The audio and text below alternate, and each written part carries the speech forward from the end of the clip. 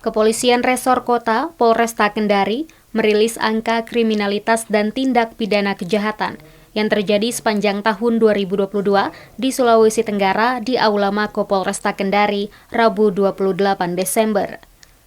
Dalam rilis akhir tahun tersebut, Polresta Kendari mencatat penyalahgunaan narkotika mendominasi kasus dibanding tindak pidana atau kejahatan konvensional lainnya, yaitu dengan jumlah tindak pidana sebanyak 138 kasus dan jumlah tersangka sebanyak 148 orang.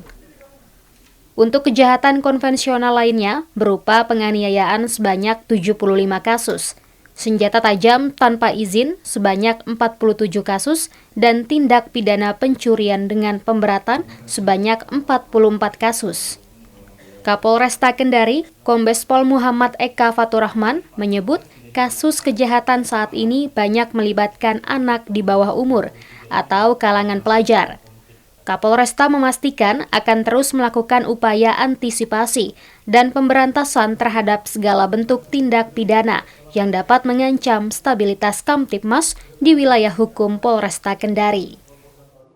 2022 kejahatan di Kota Kendari, mohon maaf, sangat memprihatinkan, berkaitan dengan kejahatan-kejahatan konvensional, berkaitan dengan kejahatan narkotika, dan yang lebih miris lagi berkaitan dengan anak yang terlibat dengan dunia kejahatan. Ini tanggung jawab siapa? Tanggung jawab kita bersama untuk menekan, mengurangi anak yang terlibat dengan dunia kejahatan.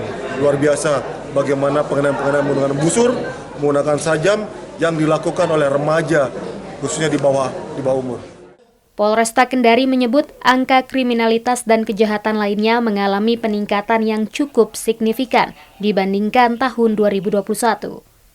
Sebagai perbandingan, tindak pidana kasus narkoba tahun 2021 sebanyak 111 kasus dengan jumlah tersangka 131 orang, penganiayaan 33 kasus, senjata tajam 22 kasus, dan pencurian 53 kasus. Dari Kendari, Sulawesi Tenggara, Saharudin, Kantor Berita Antara, mewartakan.